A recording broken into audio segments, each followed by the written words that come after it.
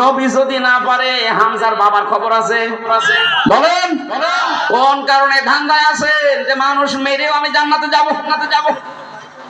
আল্লাহ বলছেন তুই জাহান্নামে তো যাবি, খালিদান ফিহা, চিরস্থায়ী ভাবে থাকবি।